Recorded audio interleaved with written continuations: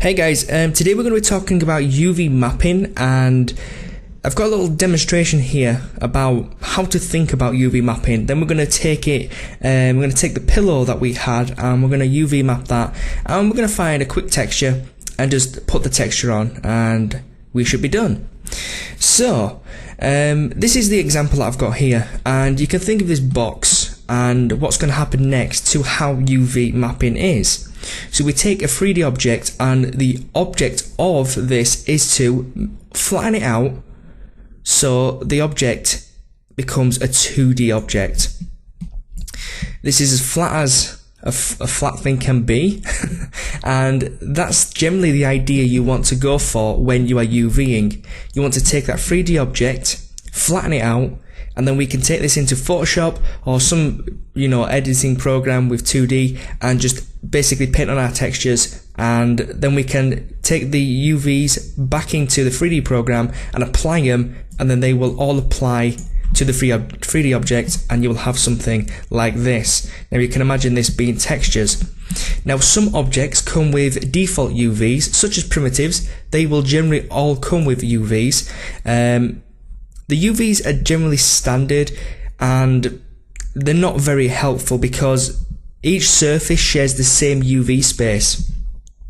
For example, if I create a new texture and stick on a surface checkerboard and put this to 10 by 10, let's put 10 there, and if I stick this on, you'll see that it looks perfectly fine, right? All sides are perfectly even in terms of the square. If we render this out, you can see it's very clear and it's pretty nice.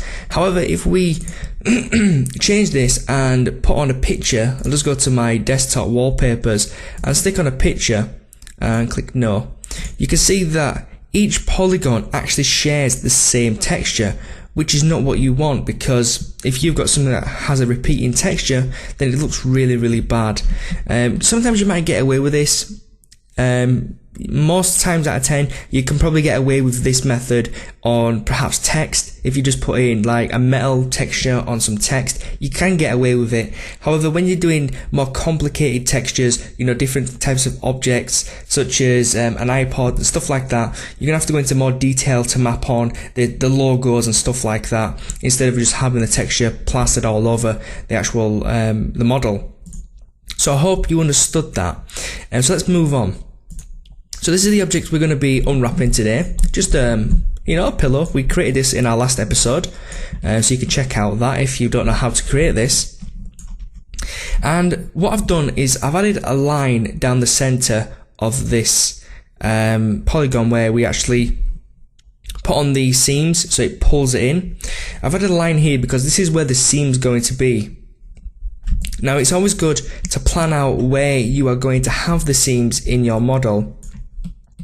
For us, we're going to use this line here. If I just use UL and highlight this line, the line all the way around is going to be our UV seam. Now, if you use different programs such as ZBrush, you can get away with hiding seams because of the way the program allows you to paint on the 3D model. It's really helpful. However, when you're just using traditional 3D such as Cinema 4D, Maya or 3ds Max, anything like that, then you're going to want to hide the seams as best as possible where people are going to see them. However, for this project, we already know the seam is here, and it's like this in real life. A pillow does have two sides, a top and a bottom, and you basically put these together and you have a seam going down the middle. Now you could make this a little bit more intricate by just perhaps, let's actually do it in this episode, why not? So what we're going to do is we're going to use the bevel tool, and we're just going to bevel this out just ever so slightly. We're going to add one subdivision, and then we're going to use UL, and we're going to select that middle edge, and then all we're going to do is go to the top view, go to the scale tool, and just ever so slightly scale this in, just like this. And then what that's going to leave us with is, once we finish off, I'm going to use UL again. I'm going to select the top and the bottom. I'm going to zoom in, and I'm just going to bevel that edge again because I want this to be very sharp. So just a slight bevel there. I'm going to turn off the subdivision, and that looks okay. So now what will happen if we add and hypernerve to this, you will see that we're going to get a seam here, which looks like the two cushions basically pulled together or sewn together. Now it might be a little bit too big, so you can actually just scale that down, but we're going to leave it like that for now. If we actually just take a look at this from somewhat of a distance away, you see it looks pretty decent, and it kind of looks like these two have been sewn together, which of course is the look we want to go for. So now that we've got this, we're going to want to basically use the seam in the middle here. It's very hard to see, but if we just zoom out, this line in the center here will be the seam, and because it's kind of pulled in to this crevice, we're not going to be seeing it, which is also good. So I'm not going to be using Cinema 4D to UV map this tool, to UV map this object, simply because it's just a waste of time. Cinema 4D has some of the worst tools for UV mapping. They are very long and hard to use, and you will soon learn that UV mapping is very tedious, boring, and time consuming. So the faster you can pump out the UVs in a very decent manner, then the better off your life will be. Especially if you're doing something like you're being a texture artist, you will love having good UVs, but they do take a while to create. So using a program that enhances that, the fastness of it, is something that you should want to use, and you should learn to use it. So the one I'm going to be using is called Headus UV Layout. It's spelled Headus, as in Headus, and it's UV Layout. So let's type that into Google.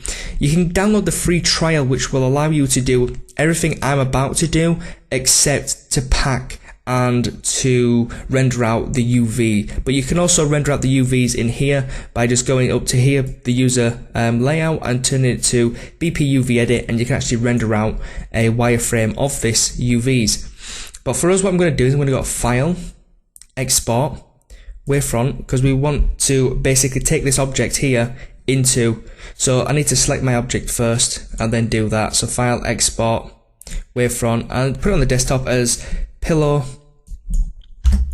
and there we go. I'm just going to save that, save it as default, so scale 1 in centimeters, that's fine. I'm going to minimize this, and I'm going to bring up Headus UV Layout.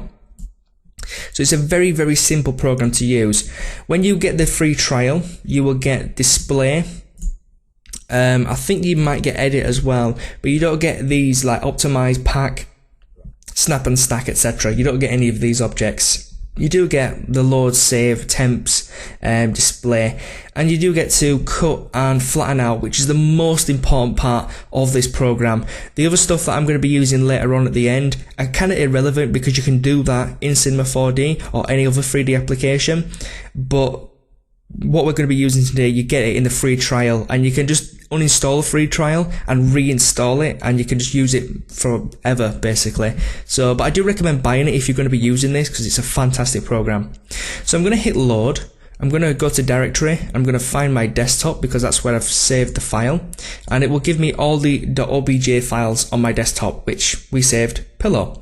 So I'm going to make the load options, type is polygon, the UVs are new, weld UVs is checked, and clean is checked. That's just going to make sure our UVs are really clean, so we don't get any errors, because the program does have a few bugs that can crash. That's why we have temp files here, which I'll talk about in a second. So click the pillow and just click load, and it'll bring up another screen. So this is our workstation, pretty much. It's a very simple tool. So one thing to note is you have temp files here. You've got 1 through 5, and then you've got E.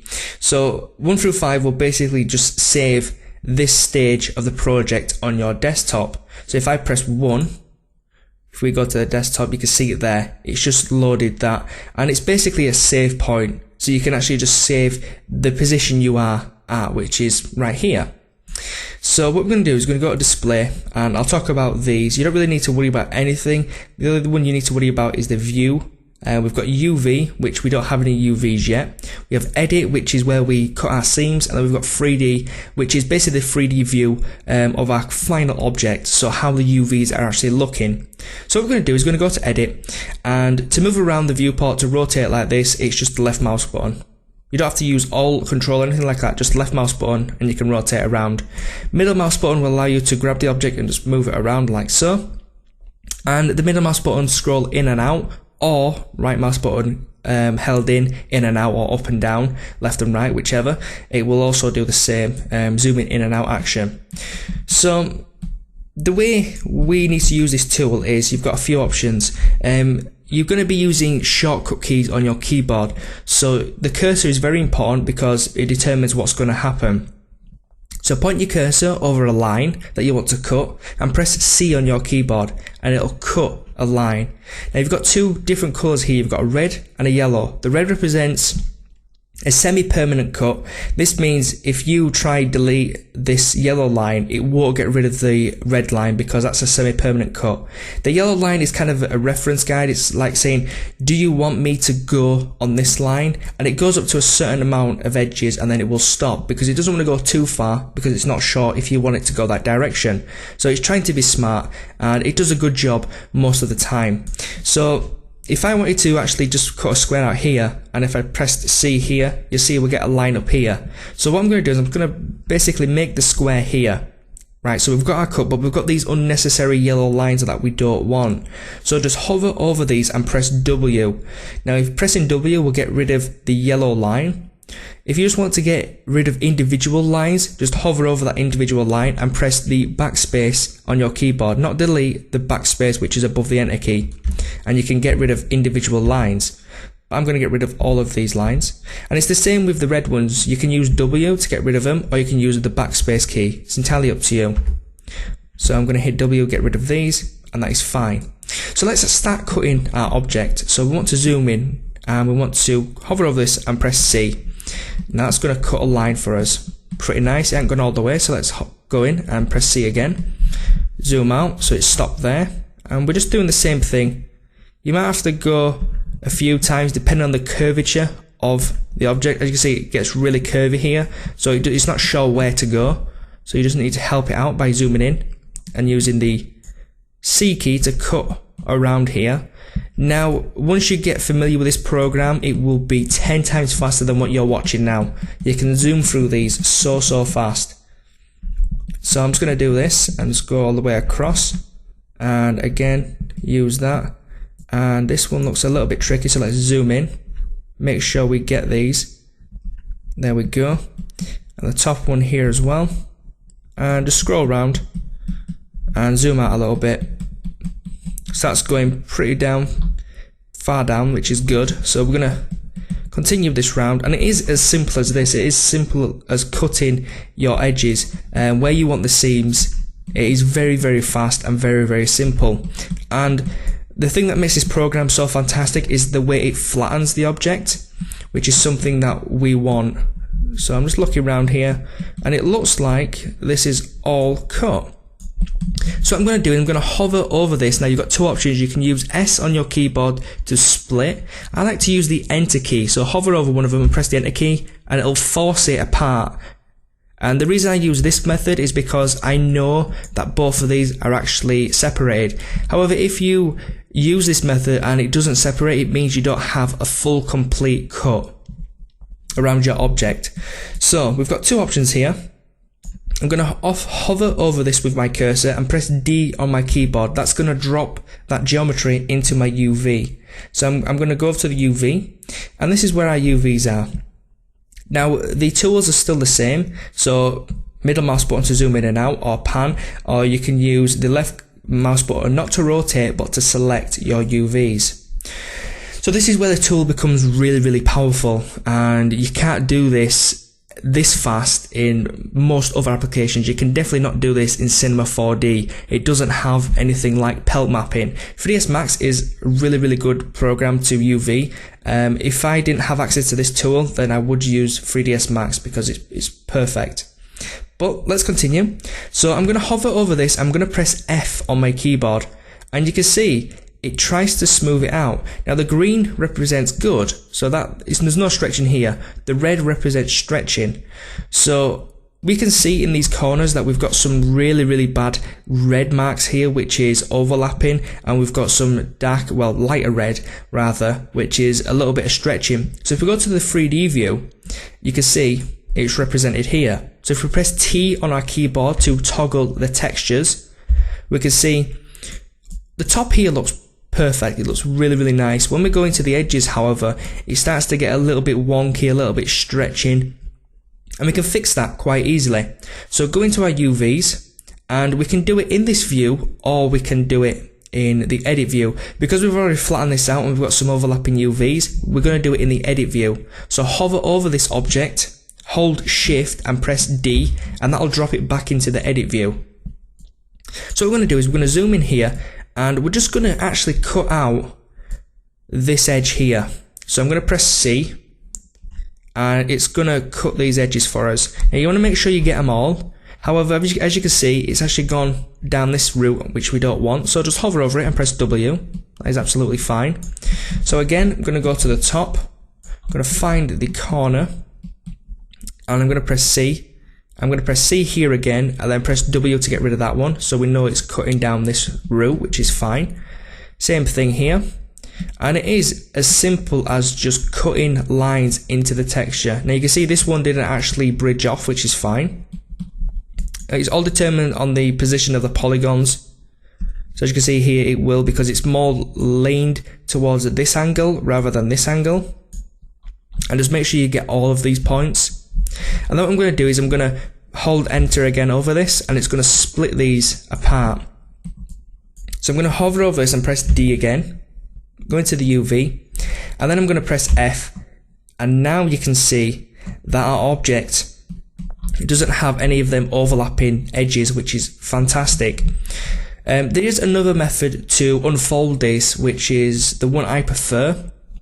Hold shift and press F, and it will do a really, really intensive unfolding, which is nice because it gives us that ability to have this going for a number of minutes. So it's going to go for a minute. You've got a timer here, and it's just going to flatten out this as much as possible. So as you can see, there's a little bit of a kink here in the line. They're not 100% straight, so it's trying to straighten these out as best as possible, but keeping the actual shape of our pillow.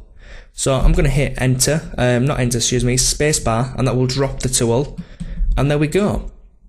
So to move this around, hold the spacebar down and click with your middle mouse button, and you can move this around.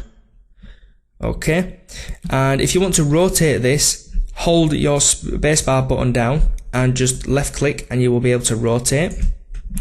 And to scale this, it's spacebar and right click, although I don't suggest scaling your object. So we're going to go back into the edit view. I'm just going to quickly do the same with this. So one there. I'm not going to talk through this because we already know how to do it. It is as simple as just throwing a cut in here, a cut there, and just getting rid of the lines we don't want. So let's scroll around here, and again put these on, which is fine.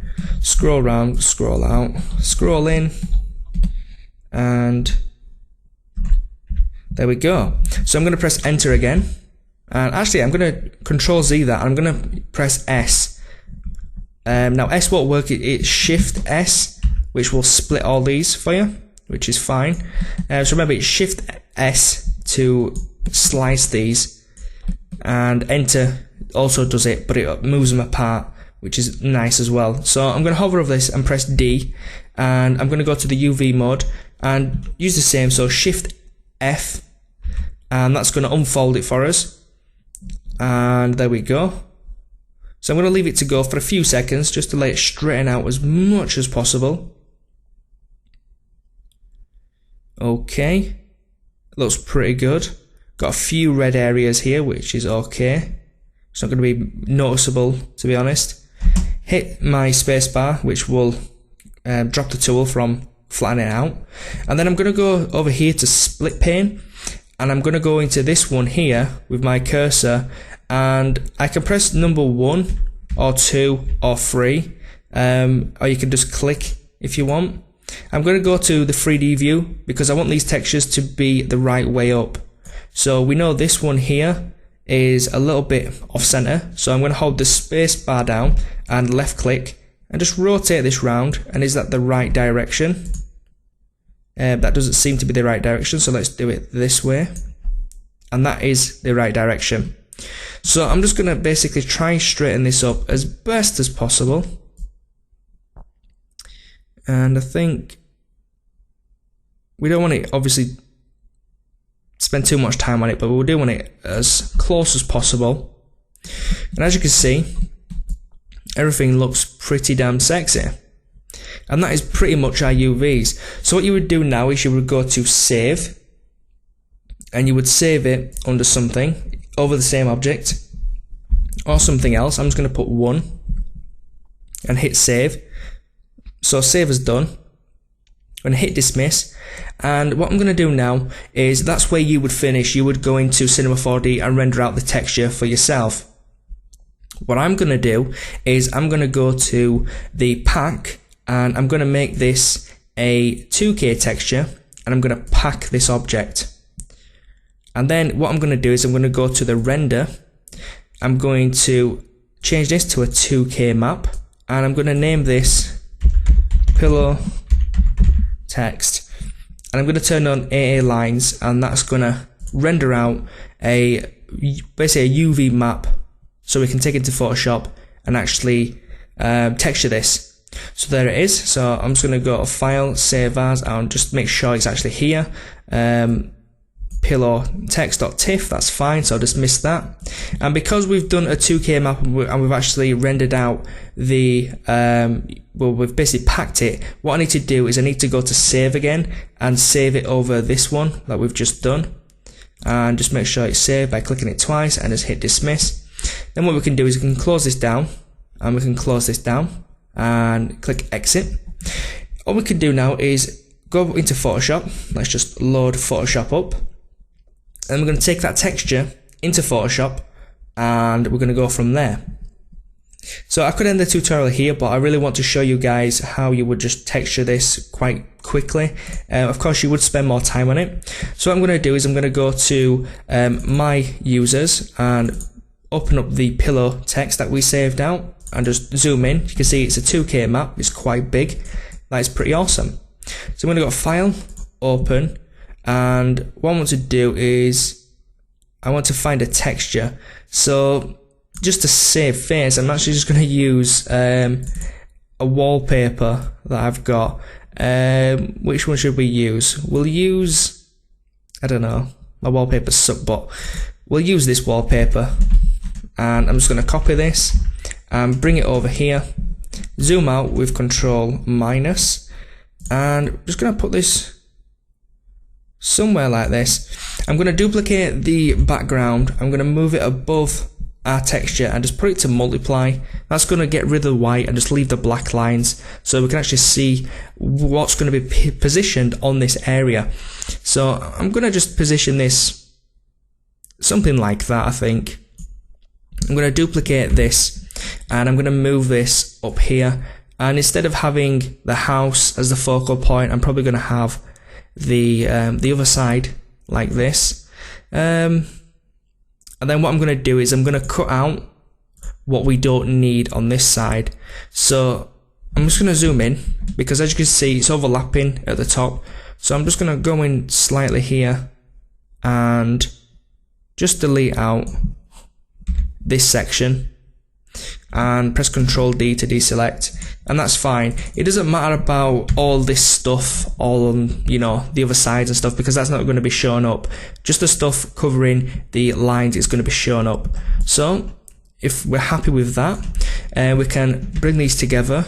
Ctrl J, Ctrl Shift U to saturate these, and Ctrl L to bring some levels, and just bring these in just to give it a little bit of a bump. And we're going to use that as our bump map. So I'm going to go to File, Save As, Desktop. I'm going to put this to a JPEG and just put this as diffuse. And I'm going to bring on the bump map and do the same thing. File, Save As, Desktop, JPEG, and just put this as bump and save that. So what we need to do now is go back to Cinema 4D, and I'm going to go to File, Merge Objects, and bring in our pillow one, which is our updated UVs. Keep it as that and click OK. Now I'm going to move this one just slightly over. I'm going to bring the original one slightly over again. And I'm going to make a new texture, and I'm going to go to the color and find our diffuse map, which is here. I'm going to go into the bump map once I turn off specular and find our bump. I'm going to bring this just to about 10. That'll do. Now, one thing we forgot actually, which is quite annoying, I forgot to turn off this. So I've got a file, save as, and just override the ones that we had. So remember to turn that off. Like, again, did the wrong one. File, save as, JPEG, desktop, diffuse, just save over that. And then turn on the bump again, file, save as, JPEG, desktop, bump. There we go. Fixed it. And then we're going to go back to Cinema 4D, and we're just going to go into this object and just hit reload, and it'll get rid of the lines. Same with the diffuse, go in, just hit reload, and there we go. So now that we've got that, if we drag this on both of these, you can see one is not so UV'd. However, the other one is UV'd. And it is really as simple as that. You have your object. Let's just throw in some lights here just to give it a little bit of sexiness, but this isn't really a lighting tutorial, it's about UVing. And bring this up like so. And we can turn on the shadows to area. We can stick down a nice old plane. And just put this under like so, and we can just render these out, and you can see that the difference that we get is really noticeable. We've got a really nice textured pillar here, and it still doesn't look good because we can actually just put these into some hypernerves, and you'll see the difference now, how crisp and clean these both look in comparison. So this one is really bad, and this wouldn't do at all. However, this one over here looks fantastic, and it looks really nice. If we zoom in a little bit, I'm just going to turn off the hypernerbs in the viewport, just because it really does slow my viewport down. But I'm going to zoom in like this, and I want to get both of these in the shot, and then I'm just going to render this out. And for some reason, I don't know what it is about Cinema 4D, but when I don't have any subdivisions in the editor, it doesn't show up in the renderer. So let me just put these back on. I think that might be a bug, or maybe it's a glitch with Camtasia. Probably is, because it doesn't do that when I'm not recording. But anyways, so we zoomed in, and you can see that the detail is pretty nice, and that's because we're using a 2K map. If we used a lower resolution map, it wouldn't be as nice. It'd be a lot more blurry in the textures. But overall, I think this is really nice. I think we did really well, and it is really as simple as that. It really is. We can go from this angle and render this out, and it looks pretty damn good. You can't really see the seams, which is good. It looks very flat on top, which is also good. Now, we've done all that work, so what was the point in doing all the UV mapping? Well, very simply put, we get more control over how our texture is put across, rather than just using the default UVs. Now, you could go into the UVs of the default cube here, which is what we had, and change it from UV mapping to cubic, and you might get some different results. And you can go through these and just change them, and depending on which one you use, you will get different results. The best one probably to use is probably cubic, but again, that's not really working for us. So as you can see, no matter which one we use, we're still not getting that look that we wanted. This one looks perfect. That's because it's frontal, which means depending on where the camera is facing, you will just get a perfect texture. As you can see, you can see some white here, and that's because of the UV, well, at least the diffuse image we're using. It's basically isolating the white space that we didn't want to use. On this one, we're only using the UV texture space. So that's why we're getting a perfect result. And the cubic one is okay for most stuff. As you can see here, it looks pretty good. It is repeating, however, but you know, if you're going for something really fast and dirty, then you probably could get away with this, depending on what it is. However, if you do want to add the detail, then of course UV mapping is the way to go, and it is so very simple, as you saw. Now I'm not sure how long this video was. Let's actually have a look. It's 30 minutes long, Jesus Christ, but I'm sure that when you actually do it yourself, you will do it in, you know, probably two to 5 minutes, especially something like this. The reason this video is so long is because it's a tutorial, going through step by step, teaching you guys what to do and the tools that you need to use in order to do this. So guys, I hope this helped you out. Sorry that it's about 30 minutes long, but I hope the length of the video is worth it and you learned something from this. So I will catch you guys in the next episode, and if you like the video, please leave a thumbs up and subscribe, and I will catch you guys next time. Peace.